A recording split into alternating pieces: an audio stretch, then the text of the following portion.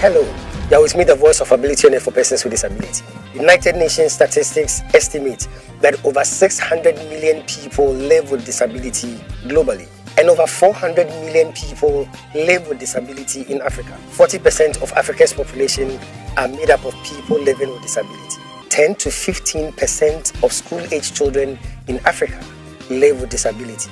Ghana's population is over 32 million, and 8% are people living with disability. How does this impact on persons with disability in terms of policy formulation, marriage and family life, education, healthcare, employment, and so on? For those of us in the disability community, discrimination and stigmatization is the root cause of almost every challenge we face. However, success only comes to those who know how to overcome their challenges and not those who know how to avoid challenges. So join me, the voice of ability and for persons with disability, as I navigate my way through the riveting stories, the unbelievable experiences, and the life-transforming journeys of persons with disability on the Helping Hand TV show.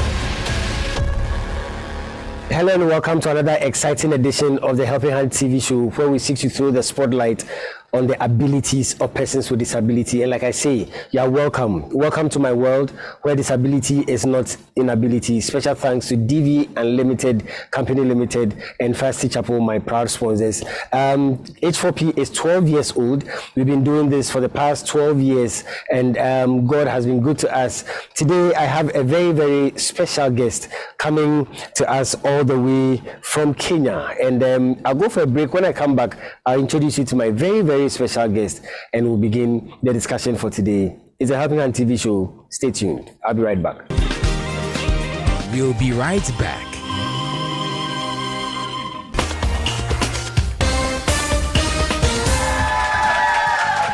Hello, ladies and gentlemen. You are with me, the voice of ability on air for persons with disability. And today I want to introduce you to someone with so much ability. Some people call her the greatest friend. Others call her the sweet companion, and others still call her the faithful worker. She is dependable, reliable, and adorable, and she's committed to lending you a helping hand anytime, anywhere. Distinguished ladies and gentlemen, help me welcome DV Cleaners. DV Cleaners Alata Samina Shower Gels, DV Cleaners Aloe Vera Shower Gels, DV Cleaners Body Lotions, DV Cleaners Hair Shampoos, DV Cleaners Hair Conditioners, DV Cleaners Liquid Detergents, DV Cleaners Hand Wash, DV Cleaners Floor Cleaners, DV Cleaners Toilet Cleaners, DV Cleaners Cake Soaps, and now introducing DV Cleaners Hand Sanitizers. For bulk purchase, call us on +233 278 308 246 or +233 244 467 326. DV Cleaners, one of the top most made in Ghana products. DV Cleaners, proudly Ghanaian. And so remember that anytime you purchase any of the DV Cleaners range of products, you are lending a helping hand to a person with disability, and you are supporting H4P Organization's special advocacy for persons with disability.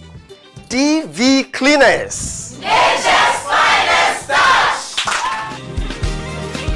Welcome back. Yeah, welcome back to the Helping Hand TV show. Today, I have a very, very special friend all the way from Kenya. His name is Honorable Abdul Hakim Ware Shehe. He's going to help us talk about disability issues. We'll talk advocacy issues. We'll talk about his story and then the impact he's making in Kenya. Honorable, thank you so much for your time. Thank you so much, sir, as well. Let me start with asking you, how is Kenya? Kenya is good.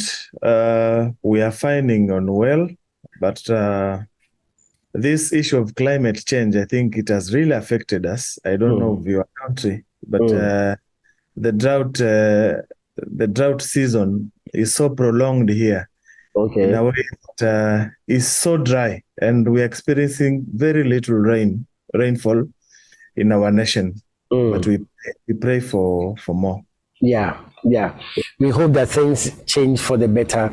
Honorable, let me start with an attitude I find so admirable in you. You talk about the fact that you like to work in a challenging position that will provide an opportunity to build strong career foundation. That speaks a lot about you, your determination, your courage.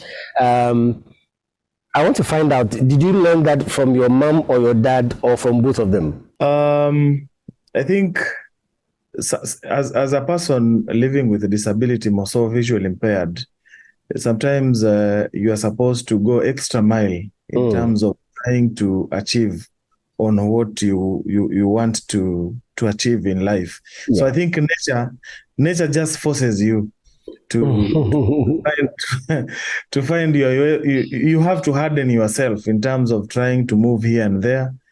Yeah, so me personally, I don't say it's from the parents or though they are part of it, but more so it's about nature. Because as a disability, getting some acceptance in the community sometimes becomes so difficult. So you must work in extra way in terms of you achieving on what you want to achieve at the end of the day. You are such a role model in the disability community. The level you have climbed, the heights you have achieved is so commendable, and we salute you today. We want to start with your story. How did you get into the disability community? I was born in 1987, and I was born very well. I didn't have a disability by that time. Around when I was around grade 2 in academic system, I felt sick and I was admitted to a government hospital where I was treated on quinine. I was given overdose of the drug. So the drug ended up damaging my optic nerve. But it wasn't that much until I was around grade 5. That is when I reached a point that I could not use my eyesight to read and write. I was taken to a primary school from grade 5 to when I completed my grade 8 in primary school for blind, where I was taught how to use Braille. From there, I just proceeded. I see. So virtually, for most part of your life, you've lived as a visually impaired person. It means that you've had to face all the challenges that visually impaired people would have to face. Let's talk about one of the major ones that are facing us in the disability community, the issue of discrimination.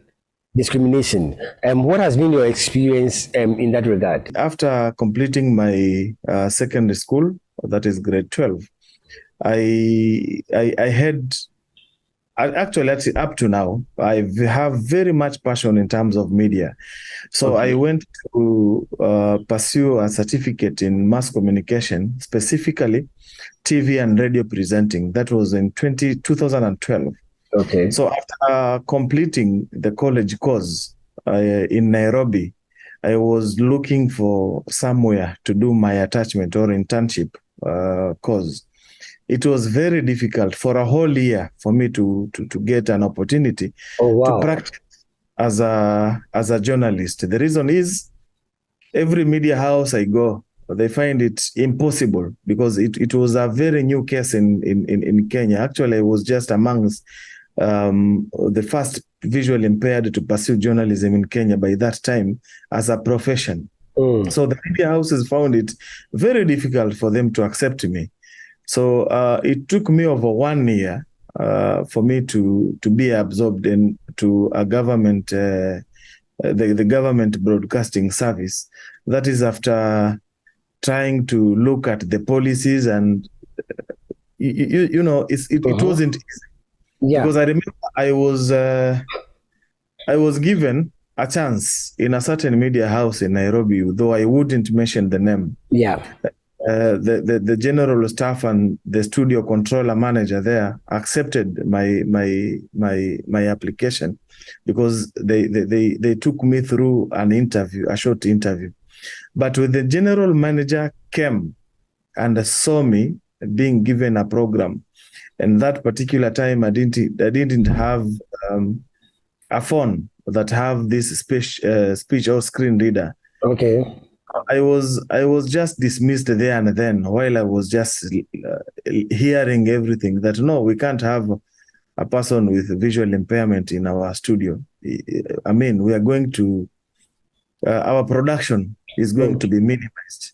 So to him, he didn't have that that passion or that belief that a person with a disability can work in each or any environment as long as all the barriers are removed to that person. So the discrimination is there. And from that time, actually, that's one of the things that made me digress or move away from my passionate career, that was journalism, into education course. It's incredible. Because I'm looking at the fact that there are several persons with disability that have had to divert their career path because of such discriminatory acts. Honorable, let me find out from you. In this African setting, can we ever get rid of discrimination? I believe discriminations would be ridden away, but it will take time to me. Wow, incredible. So, Honorable has believed, he has faith that we'll get to the point where discrimination would either be done away with completely or will be reduced to the barest minimum. You are still on the Helping Hand TV show. I'll go for a break. When I come back, we'll talk about the achievements of Honorable. He has really, really, really done well for the disability community and for himself. We'll go for a break. When we come back, we'll discuss some more with Honorable. Stay tuned. We'll be right back.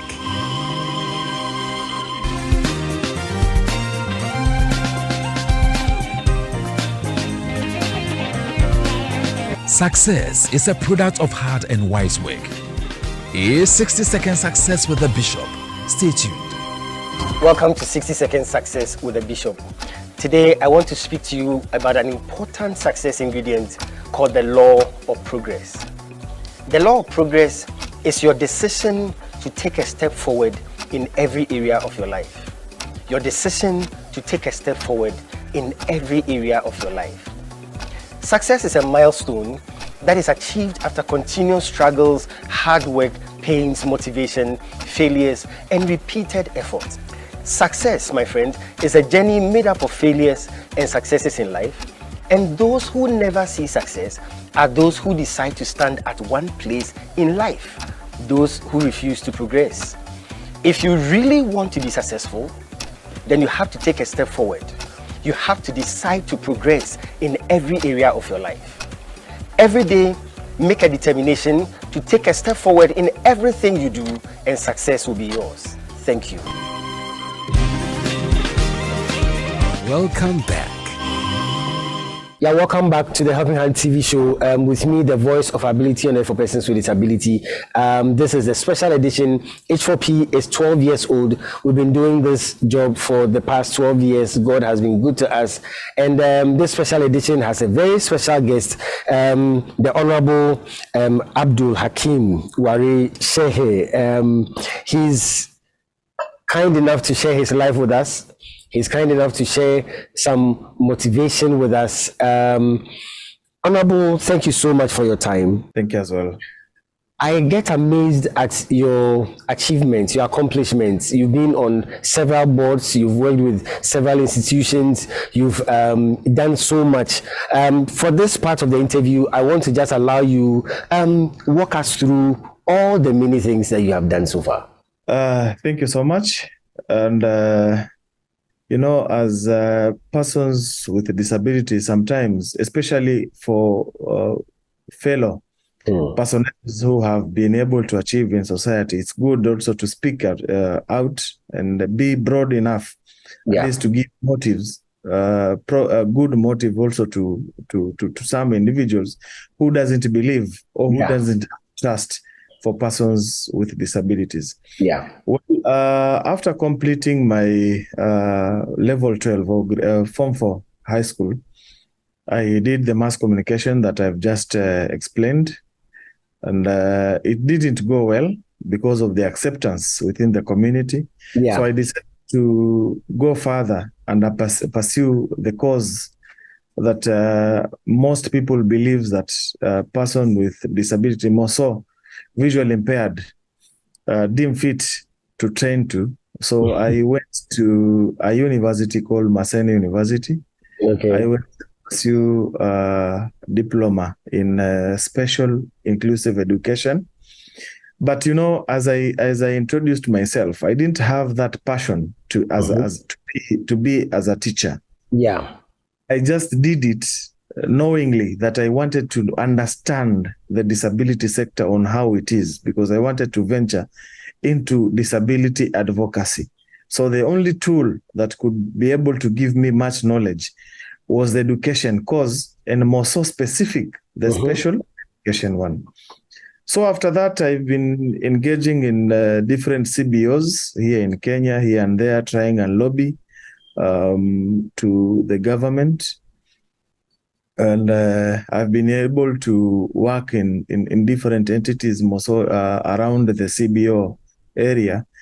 But in 2018, now I was given the first task.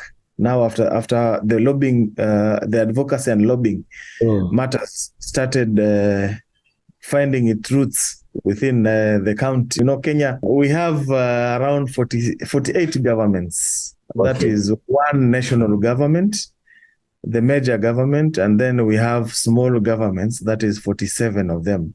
Okay. And each of the the county government has a governor who is a smaller president. Oh, okay. The region. So after that advocacy in 2018, let me just call him the smaller president, who is the governor of the county, gave me a heavy task to sit in a board of a municipality. And we know how municipalities are. Yeah. After joining the board members, after we had some times, and we were looking for a chairman to lead the whole municipality system. They saw passion in me, and they saw leadership in me. So unanimously, all of them, the 9 board members, chose me to be the chairperson. Wow! So that was the beginning of all PWDs in my county to share, to have to see more light. Exactly. So after that, I didn't want to fail, because it was like a test. Yeah. You claim that persons with disabilities can work. Yeah. Now here is a person that we have been able to give him a task. Yeah. How is he performing? Thank God, after 1 year, my CV went through, and I was also nominated by persons with disabilities to go and attend some interview in Nairobi, also to join the national board. That is the National Council for Persons with Disabilities, which is a government, one and only government entity that is mandated to advocate the rights of persons with disabilities in Kenya. Okay. To which I served for 3 years. That is from 2019 up to last year around May. Okay. And having not stopping in that, we also changed the lobby tactics, because we were trying to be technocrat, but we opted now also to involve the persons with disabilities in political arena. Because politics are the one which changes issues in the local governments. Yeah. So I involved myself in active politics, and at the end of the day, come after the general election, or I was nominated by a political party to be a honorable member of the county assembly now of the local government. Wow. Representing persons with disabilities in my county, a place that I'm serving up to now, and God willing, till 2027. Wow. Yes. Amazing. Honorable, let me find out from you. I want to know what you think. I am looking at you, I'm listening to you, I read your profile, and I am seeing the burden of responsibility on your shoulder. You are like the one representing us in the disability community. We are all looking up to you. Does it give you sleepless nights? I'm facing a lot of issues here and there, calls here and there, requests here and there, but I'm not seeing it as a burden per se, because I have been in advocacy industry for some time now, and all the cries or all the wishes that persons with disabilities in Kenya, what they want, at least I know them, and I'm part of them. So the only thing that is there is for me to lobby and try to bring some changes.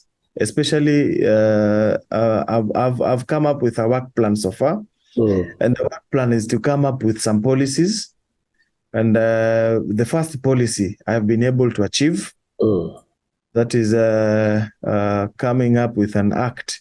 There was a proposed act that was Tana River County Persons with Disabilities Act, 2019, which has not yet been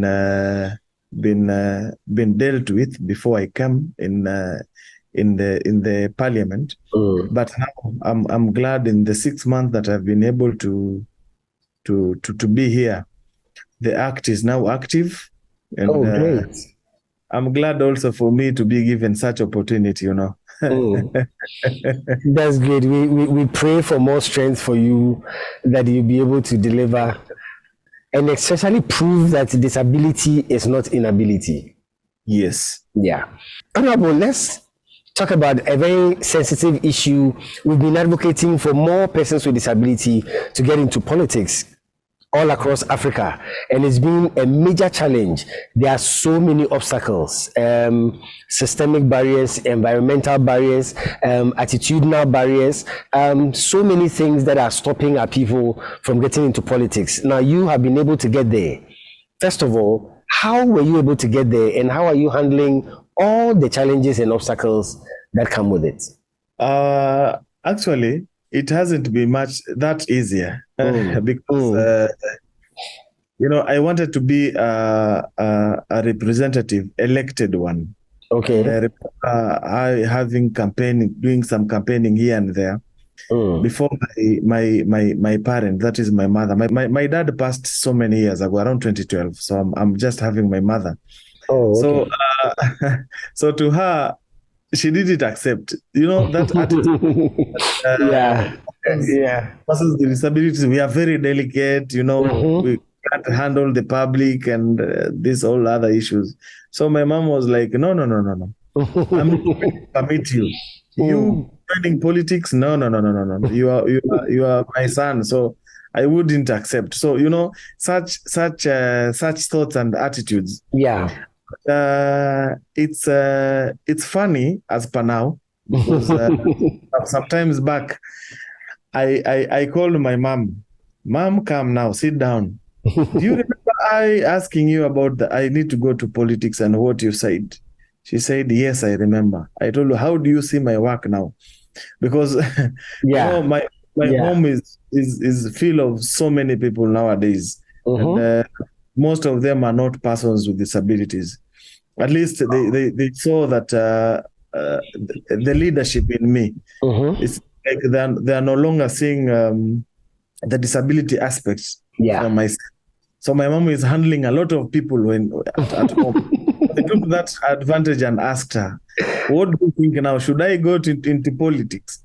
And she told me, I think you must be you are right.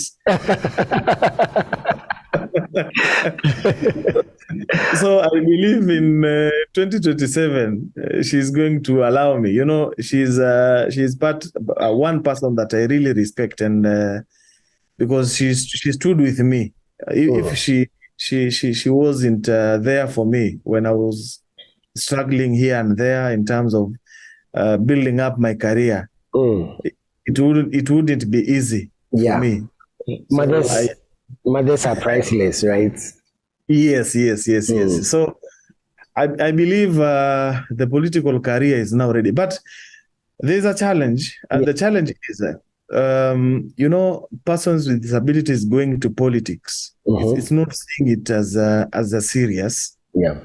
It's being felt as if it's a tokenism. It's just a token that you are providing to persons with disabilities, even in political parties, looking at the structures. Yeah. It's not good.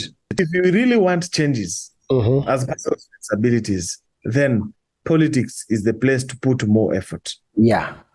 In the so far experience that I've been able to do as a technocrat and as a politician, I came to understand that politics will bring more changes to persons with disabilities, unlike being more technical. Because the policymakers are the politicians, and so if we don't get there, we can only talk and talk and talk. Our advocacy will go nowhere. Exactly, because look at this juncture. Since 2019, we have been looking at this Persons with Disabilities Act in the county to take place, but because there was no any goodwill in terms of, or any person maybe to handle this thing matter in my county, it wasn't possible till 2023. That is 19, 20, 21, around 4 years down there. After we have a person who is advocating for it, everything is going up as it's supposed to be, because the act comes up with so many good things within the county. Persons with disabilities in my area, like accessing free medical health in all government facilities. Yes, it's acted in that act, but it was not active. Now the board, they're also supposed to be another funding, at least will cater for education for persons with disabilities in the area. Wow, that's great. But after this whole policies and framework put in place, I believe come 2025, if I'm not wrong, things will have been different as comparing to the other period. So it's good if we could try and thrive much in politics area or in policy making entities. It's not only in politics, but when it comes to government, we try and climb harder to where the food is being cooked. Yeah. We don't wait it in the dining. That's why you wait till the dining table. It means that somebody will determine the portion that will be given to you. It would be missing some salt also. Exactly. Amazing. I'm still with Honorable Abdul Hakim, and we'll go for a break. When we come back, I would ask him to speak to the disability community, encourage us. We'll do some advocacy work with the Honorable. It's a Helping Hand TV show. We'll be right back. Stay tuned. It's the music segment on the Helping Hand TV show.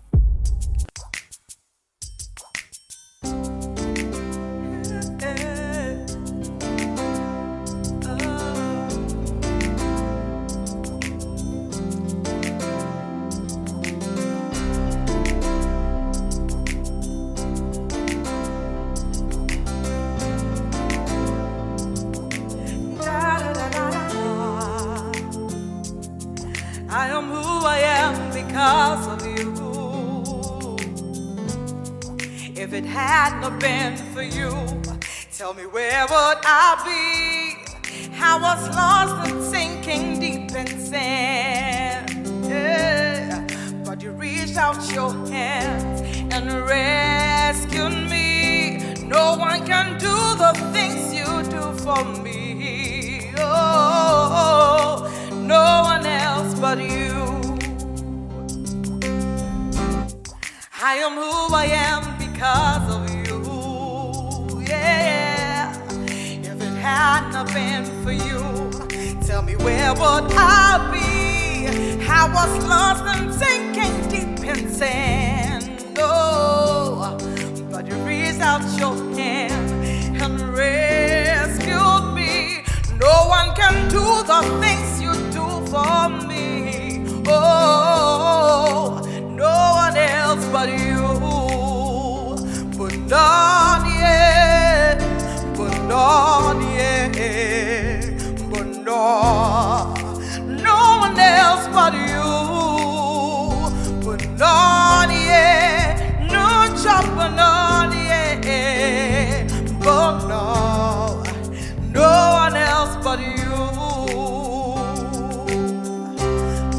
so that you could love someone like me. Together be alive for me, yeah. You even go on and call me your very own, yeah. So grateful for your love, your mercy and grace. No one can do the things you do for me, yeah. No one else but you. But none, yeah. But none, yeah. But no one else but you. But none, yeah. No chop, none, yeah. But no one else but you. Cha-cha makabani tamabo. But none, yeah. But none, yeah. Cha-cha makabani tamabo. But none, yeah. But none, yeah. Cha-cha makabani tamabo. But none, yeah. But none, yeah. Cha-cha makabani tamabo. But none, yeah. But none, yeah. Moko moko moko moko bani tamabo. Moko moko moko moko bani tamabo. Moko moko bani tamabo. But none, yeah. But none, yeah. Moko moko moko moko bani tamabo. Moko moko bani tamabo. Moko bani tamabo. But none, yeah. But none, yeah. Moko moko bani tamabo. Moko moko moko moko bani tamabo. Moko moko bani tamabo. But none, yeah. But none, yeah. But none, yeah. But none, yeah. But no one else but you. But none, yeah. No chop, but none, yeah. But no one else but you. Yeah. Welcome back. Yeah, welcome back to the Helping Hand TV show. This is the special edition with my very special friend, Honorable Abdul Hakim, all the way from Kenya. Honorable, thank you so much for your time. I appreciate it as well. For this segment, I want us to do a bit of advocacy. We just finished talking about disability and politics. All across the African continent, like I was saying, there are a lot of systemic barriers, a lot of attitudinal barriers, which you talked about. What encouragement would you give to somebody listening to us, a person with disability, that we need to really push into politics? Because like you said, if we go and wait by the dining table, before the food comes to us, we might get small portions and it might need some salt, right? Correct.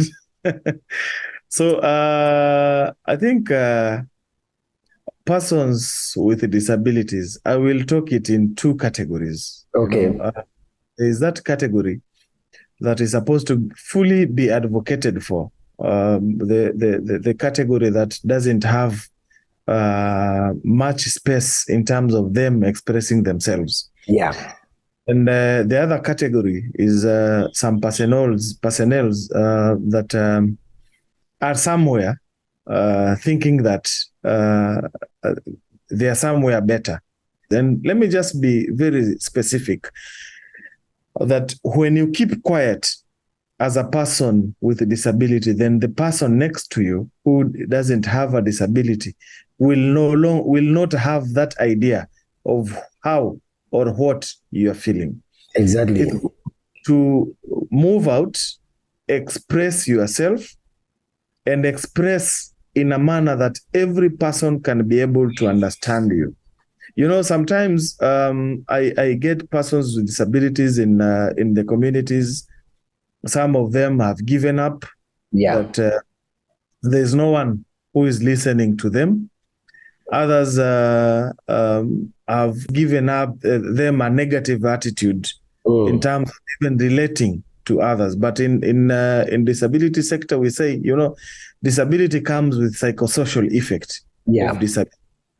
So when that person is feeling pressed somehow, he might develop some behaviors that are not for him, but because of the situation and the barriers and the environment, will make that person hostile.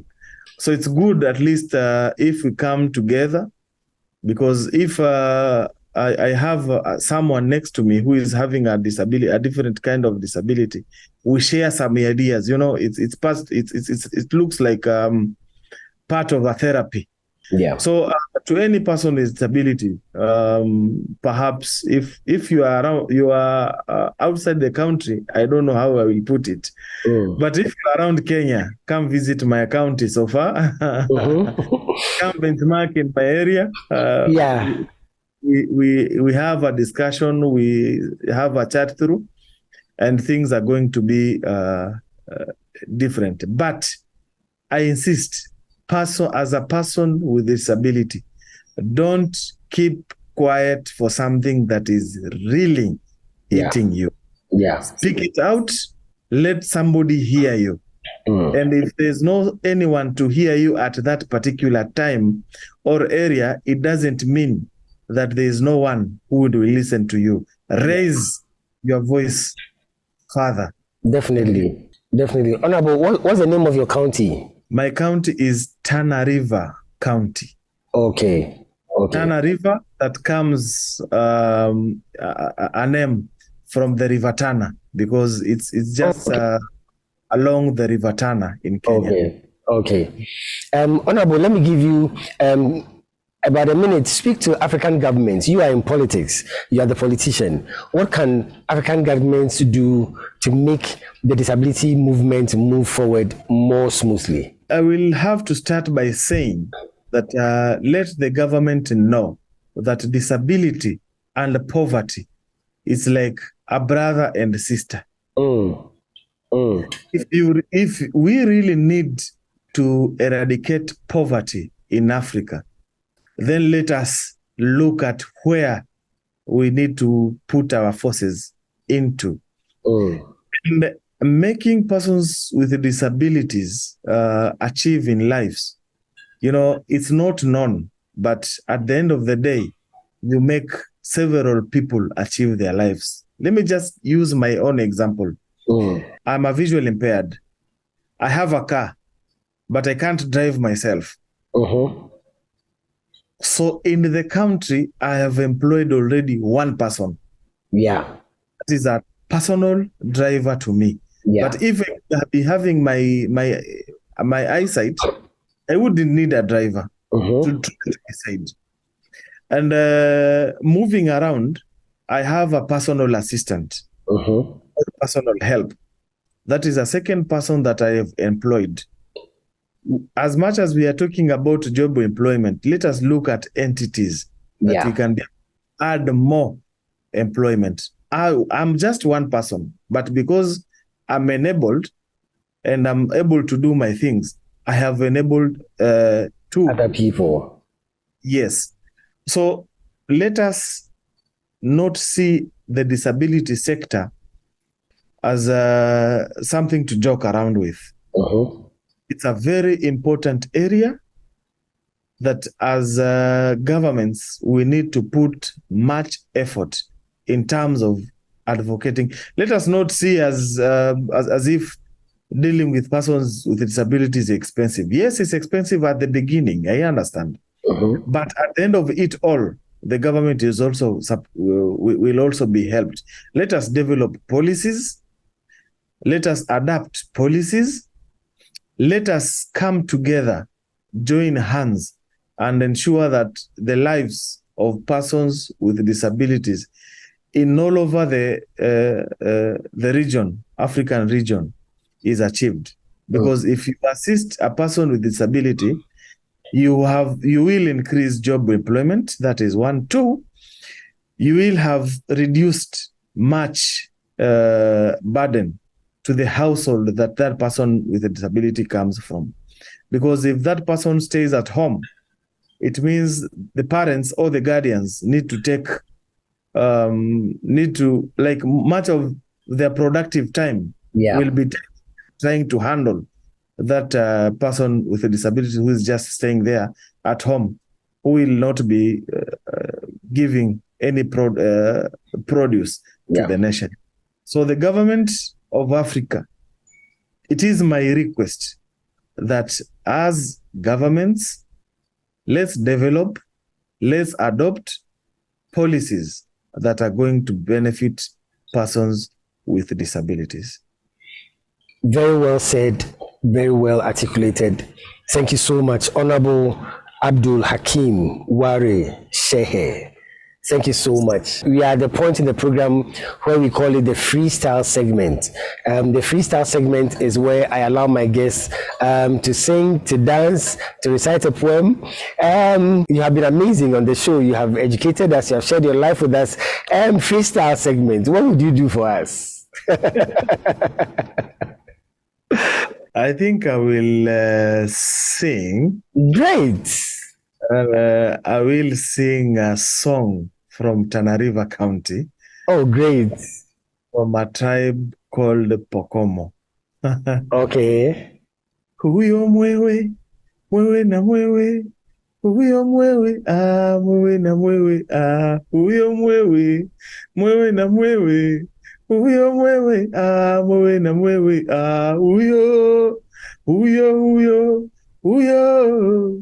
Huyo, susumekale, kaniuma, susumekale, kaniuma. Thank you. Thank you very much. Interpretation, what are the words of the song? It means, huyo mwewe, you know, the eagle. When a hen has a chick, so it was sung by young children during that time to make them alert, because there was a time there were so many eagles around here. So the chicks were being eaten by the eagle. So it was like a song just to make the kids, because the work of the kids during that time is to take care of the chicks. The eagles doesn't eat the chicks. Wow. So that is just some song to make the kids awake that that's the eagle, that's the eagle is coming. That's the eagle is coming. I think that's the song. Thank you so much. Thank you so much. It's been an exciting time with Honorable Abdul Hakim Ware Shehe, my very good friend. Thank you so much for spending your time with us, sharing your life with us, motivating us and inspiring us. We wish you all the best, and we are always available to help promote the things you do, to help push you, and we support the good work you are doing in the disability community. Once again, thank you so much. I also wish to appreciate your organization for trying and doing such wonderful job. You know, it's not something that you will just see it going. It's something to appreciate as well. It's also my wish that the organization continues in the same spirit, and perhaps expand more wings into different countries. And I think if you are thinking in that line, come to Kenya as well, help us. But once again, congratulations so much to the organization, and be blessed so much. Thank you so much. And we'll definitely work towards inviting you to Ghana so that both countries would have some collaborations in the disability community. Thank you so much, Honorable. Thank you so much. Thank you as well. Thank you, viewers. It has been the Helping Hand TV show. H4P is 12 years old. We've been doing this for the past 12 years, bringing dignity to disability. Thank you so much for your time. I'm going to come your way again as usual. But until then, remember, disability is not inability. Special thanks to DV Unlimited Company Limited and Fire City Chapel, my very, very proud sponsors. God bless you so much for staying tuned into the Helping Hand TV show.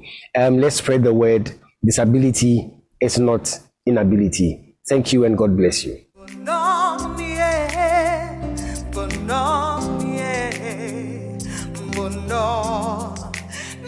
one else but you.